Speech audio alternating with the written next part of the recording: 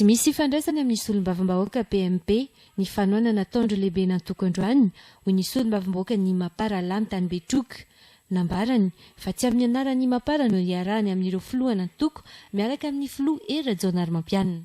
Eto zany dia mampirehetra politika zay nanoana anazy fa sy mahamapara ny viako eto io ne misy ny fifangatonany fa izy io zany tsy dia misy fifangatonana ofisialement izy hoe mandeha dia tena fanampy tena manao rendez-vous tena hoe ato ny PMP ato ny Mapara totra sy boreta zay anoatra zany tenao.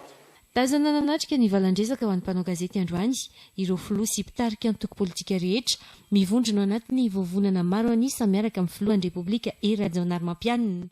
Za zany tsy hoe mikontana Maparana ny hoe raha ohatra misy resaka hoe fikontavana Maparana na fikontavana olona hafa tsy avy amindreo zany zao. Tsy ananana isa mazava ireo antoko politika manoana ny filohan'ny Repoblika ireto ny lisitizy ireo izay eo am-pelantanany ny mpiara-miasa akaiky amin'ny filoha.